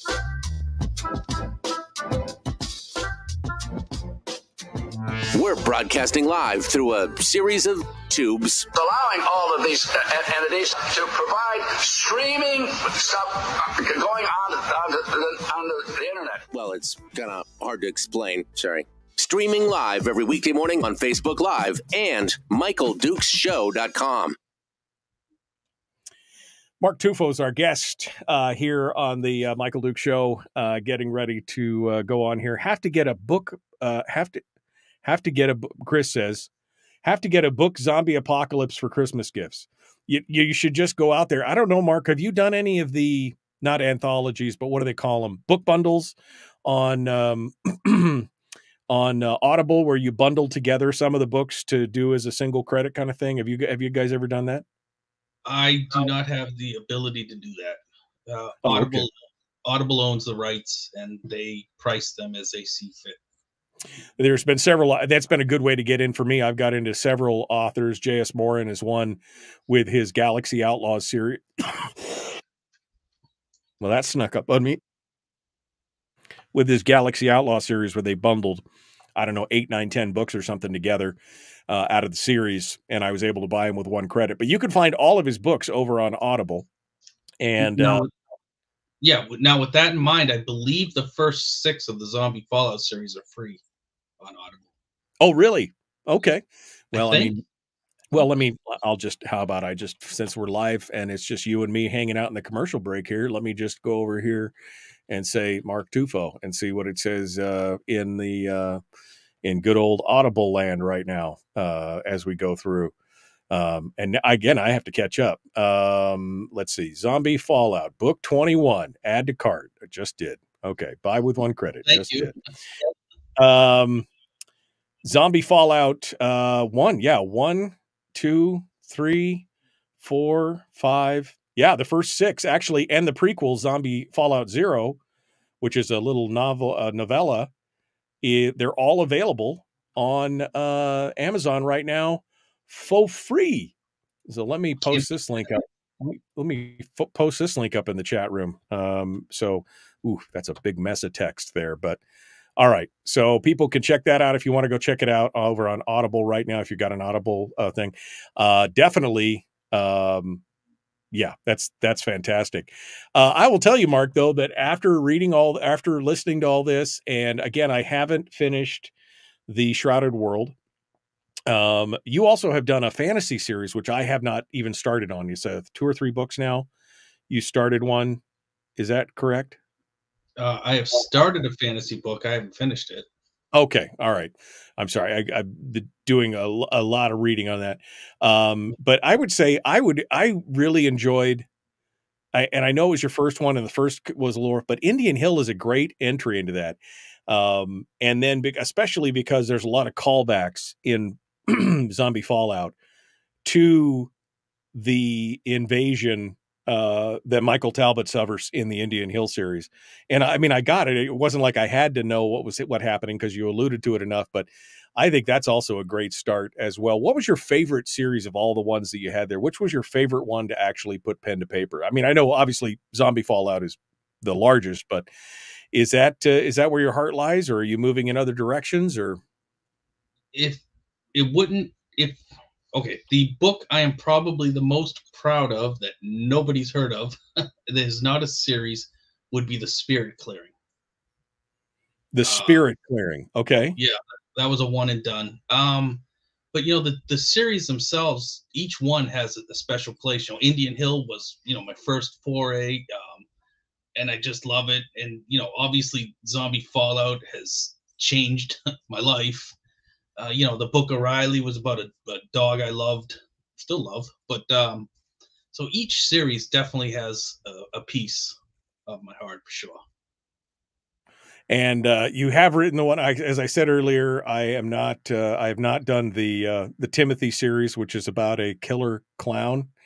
You should. If you think Sean Runette is good, you should hear him narrate Tim. It's next level. It's next level. Tell me about the Distance series.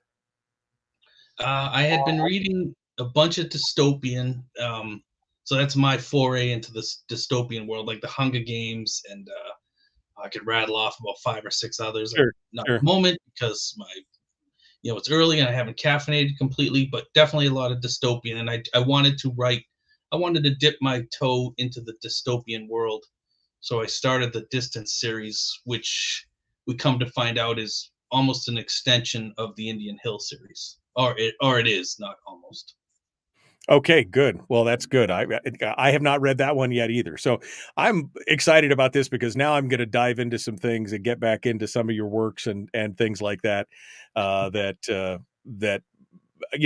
miss it. I do. I miss it. I literally I guess it was last spring, I started from Zombie Fallout again. I started from 0 and I went all the way through with every book that was released up until that point, which I think was 20. And I was like, man, that's so good. And that's what made me jump over to Indian Hill, because I'm like, I need a little bit more. And I finally jumped in, and that was it was perfect. All right. So we're just going to riff, Mark. No pressure here. Little coffee clutch here in the last 10 minutes of the program, and we'll be ready to go. Folks, like and share, like and follow. Let's do it. Here we go. The Michael Duke Show. Common sense, liberty-based, free thinking radio. Here we go.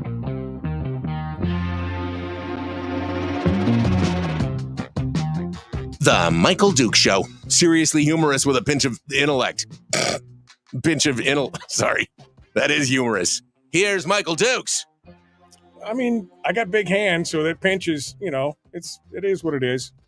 All right, we're continuing now. Final segment with Mark Tufo, author of a whole slew of books. You can find him at marktufo.com. We were just discussing it during the break. If you have had your interest piqued at all, turns out that the first 6 books of the actually 7, because it includes 0, the first 7 books of the Zombie Fallout series are available right now for free at Amazon. At Audible, which is owned by Amazon. So go on over there. If you have any interest, just give it a listen. Start at the beginning and see what you think. You'll be like me. You'll end up buying them all in the long run, because it's a lot of fun. I burned a lot of credits on Mark Tufo over the last 10 years. Every one of them worth it. I will say it right now. Mark, we were talking about some of your lesser known series. You said Distance is one. There was kind of your foray into the dystopian future, but that connects to Indian Hills. You've got the Michael Talbot Adventures. You've got the Book of Riley, Timothy, the ones about the killer clowns. I mean, you're just kind of all over the place, but they all kind of connect together in one way or another. What are you working on? What are you working on next? Well, technically I'm on vacation, so I'm not working on anything, but I've started the fantasy series. I started that fantasy series like 5 years ago. I wish I'm pulling a George R.R. Martin here. I'd like to finish that one off soon. I'm probably gonna go back to the Lycan Fallout series and write another book there. That's in the kids' perspective. A bunch of stuff in my head for sure. Just a matter of allotting the time to write them. Hey, let me just encourage you to just let it all out, brother. Just let it all out. I can't wait. Indian Hill, like I said, was the recent one that I just finished. And you didn't leave me hanging, which I appreciate. But is that, don't leave me hanging. Is that going anywhere? I mean, there was a little bit of a tease at the very end, call up. I grew up in the day of the television serial, which always left like, the car going over the cliff. And for whatever reason, I've decided to write like that. And I know some people are like, dude, what are you doing? Finish it. Don't leave me hanging, because it's not like the next book's going to be out next week. But so Indian Hill 7, I really feel like I stuck that landing, like I really feel like I concluded that book, and I would hate to open the story back up and not recreate what I feel like was magic, so well, that would be the biggest impediment for me. Yeah, I mean, there's a tease at the end, a little bit of a tease. It's a little, but if you left it there, okay, and I understand your trepidation of be like, oh, I'm just gonna crank out another one. But again, Zombie Fallout, didn't you say first you thought that was just going to be 1, and then you thought it was going to be 3, and then you thought it was going to be 6, and here you are at 21? I mean, not almost. I don't know why I'm using that word. You have to thank Tracy for that, because I was literally going to off Michael Talbot at the end of book 1. It was going to be an all doom and gloom. Mike was going to bite it. End of story. And if that's the case, I'm probably still in Colorado in a cube somewhere. So right. That's the thing. And can you imagine that? You, Mark Tufo, going back to the cube farm again to say, hi, Janice, how are you today? Oof. No, I cannot. All right. So working on the next one, pulling stories out. Any ideas, any story nuggets for new stories, new alternate realities for Michael Talbot to explore? I don't know if you've read any of the Devil's Desk, which take place in your fair state. I have not read that yet. But that was only going to be a one and done. I mean, again, shocker, Tufo can't finish a series. So book 2 just came out recently, and I'm really having a lot of fun with that one. I actually have a projects folder full of stories in various states of completion. So yeah, I got a thriller I want to do. I've got a detective book, a historical romance. No, I don't have one of those. Oh, I could see you writing the hell out of that one. That's for sure. That would be amazing. Well, as an author, you're going to have to come up here to do some research. And while you're here, we're just going to have to show you around town and show you all the great stuff. So I want to. I've been to 47 states. Alaska is not one of them, and I need to get there. Yeah, well, I will. You bring Tracy up here, and I'll get Terry, and we'll go out and we will trip the lights fandango. We will have an amazing time, and it'll be fantastic. I'm looking forward to that. All right, so we're down to the last 6 minutes or so here, Mark. Just final thoughts for people out there. Here's the other thing that I appreciate, and I meant to mention this earlier, and then I'll give you the floor, but I can read between the lines kind of in where you are. I'm a libertarian, right? So you see a lot of authors who go hard and heavy on the over heavy-handed politics and things like that. And that's one thing that you really don't do. I mean, I could tell kind of where your leanings are, and I could tell kind of where you're at, but it's not something that you force down people's throats. And you said something on an interview, something about, well, I don't want to go one way or the other because there's reasons for that. Tell me about that real quick. I've got author friends on both ends of the spectrum, and they will gladly give you their insights and opinions and everything. We're so bombarded every day with that crap. You're reading a book to escape. Why do you want to get thrust back into the craptastic stuff we're hit with? And that's just how I feel. I love Stephen King. I've loved him since I could read the written word, but I don't know why you're reading this fantastic book and then just a throwaway line he will stick in the middle of it. You're like, dude, why? Why did you feel the need to do that? I don't want to do that. I mean, I got ripped out of the story to now be angry. I'm not going to do that whether you're left leaning, right leaning. I don't Right. care. You do you, you know? Because if you engage in that in one way or another, you've now alienated half your audience.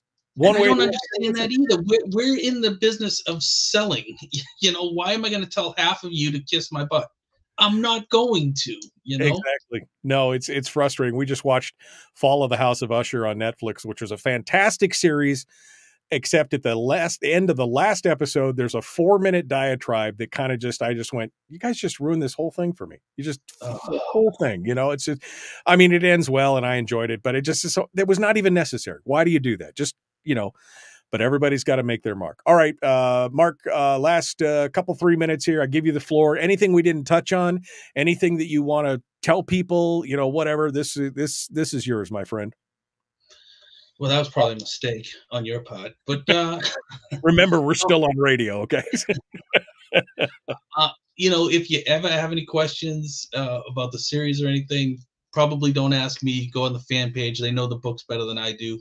But I am fairly accessible, as you can attest. If you do reach out, whether it be on Facebook or email, I try to reply within 24 hours. I can't guarantee that, but I'm definitely out there, out and about. You know, I do not have a team of folks that are doing my social media. I wish I did. That would be awesome, because I do spend, I think, too much time on the social media aspect of it. But again, you know, without social media, I do not exist, because nobody in their right mind wanted to publish my works way back in the day. So that's what's going on. That's what's going on. I can't wait now, and I'm excited now because I knew that I had to pick up some of the ancillary series, you know, the Mike Talbot adventures and some of the other ones, Distance. I knew I had to pick those up because I hadn't read those yet. But to know now that there's a zombie Fallout book and some other ones, it's exciting. I'm really excited to get back into it, and it's been just such a pleasure to talk with you, Mark Tufo, again, author of a whole bunch of series, and I just went through them here a second ago. The Indian Hill series, the Zombie Fallout series, Timothy series, the Book of Riley, the Michael Talbot Adventures, Lycan Fallout, Shrouded World, Distance, United States of Apocalypse, and another combination that he did with David Moody called Bleed, Chris Philbrook and David Moody. He's got, I mean, you write, what did you say, 4 books a year, something like that, 3-4 books a year? I mean, you're pretty prolific. Yeah, that's what I'm shooting for, 3 to 4. That's good. It's great stuff. All right, folks. Well, we are out of time. Mark, I'll ask you to hold on just for 1 second. Don't jump away yet. I know you've been with us for a while. Tomorrow on the program, it's going to be, of course, as always, Firearms Friday, your one day a week where we focus on issues surrounding the Second Amendment, gun rights, gun laws, and more. We're working on it. I believe right now we've got to confirm that Dr. John Lott will be joining us, commentator, president of the Crime Prevention Research Center, author of the book More Guns, Less Crime. He's going to come in and talk with us, probably going to talk about the SCOTUS, the new Supreme Court case that's going on right now, and the effects of Bruin and more. It's going to be an interesting show. And, of course, your phone calls. And Willie Waffle for our entertainment review. Why not? It's going to be a full day tomorrow. The Michael Duke Show, common sense, liberty-based, free-thinking radio. Remember, be kind, love one another, live well. We'll see you guys tomorrow. Have a great day.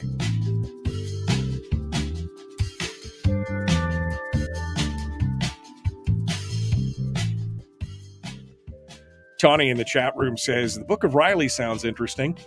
I haven't read that one yet, but every time Mike has included the perspective of the dogs, or Mark has included the perspectives of the dogs in the books, it's always interesting to see how they perceive the humans that are around them and everything that's going on. So yeah, I'm looking forward to see what the life of Riley, Book of Riley is all about as well. Mark, you know, you're always welcome on the program, my friend. If you got a new project or something going on, or you just want to kibitz, I'm here. If you need help, you know, with reading or, you know, readers or social media or something like that, reach out to me, man. I would love to help you in any way I can. I love that kind of stuff. And it's you have given me more laughs and more good times and more escapism than probably. You're definitely in my top 5 authors of all time. Quite honestly, if I feel like I need to escape, I can just pick up any one of your books and play. It doesn't matter how many times I've listened to it. It's a good read, or a good listen in this case. Thank you, man. I appreciate that. That's gonna make me blush. Stuff. Hey, well, it's okay. That's what I'm here to do. You're gonna blush like a girl. That's my whole job. My job is complete now. But yeah, you got my message or whatever, my messenger. So just hit me with anything you need. Happy to help. And like I said, if you get something new, something you want to throw out there, we got a small audience here in Alaska, but we'd love to have. And if you do end up coming up here to do more, it would be great. Oh, Donna, that was very sweet. Donna just said that Michael should read one of Mark's books for Audible. I could not. I mean, Sean Rennett is, again, one of my personal heroes. That guy is the characters that Mark writes. I've got other audiobooks that I'm working on, so that'll be fine. But if you haven't heard Sean Rennett, that guy does some amazing work. So you've got a great narrating voice, great timbre. Oh, well, I appreciate that. Yeah, no, I've done a few books. Books are very time consuming, though. I'll be honest with you. I do commercial voice work mostly. So, radio, television, internet commercials, voiceover, stuff like that. I've done some books, but they are super time consuming. And so, because I do edit, I don't just read them, I edit them and read them and do everything else. So, maybe one day when I get semi-retired, I can jump more into audiobooks when I have the time. But, in the meanwhile, I'll just be sucking up all the Mark Tufo, Sean Rennett books and everything else. So, Mark, thanks so much. Go Bruins, says Brian. Go Bruins. Yeah. Nice. Yeah, that's right. That's what Mark likes to see. Anyway, Mark, I'm serious. If you need anything or help, if I can help you with anything, just reach out to me. Let me know, my friend. I appreciate it, Michael. Thank you for having me on, man. You bet. And I do look forward to you coming up here. You make sure if you come up here and don't say hi to me or don't reach out to me and let me take you to dinner, I'm going to send BT to your house. Well, yeah, so you said the magic words. I saw free food. So free food, and even some beer for sure. All right, Mark. Well, thank you so much, my friend. Good to talk to you, and we'll talk to you again soon. All right. Thanks so much. All right, folks, that does it for today. I was looking forward to that for so long, just a chance to kind of hang out in Kibitz, and such a good time. Thanks for indulging me. We will see you guys tomorrow here on the program, and just enjoy. Again, be kind, love one another, live well. We'll see you tomorrow. Have a great day.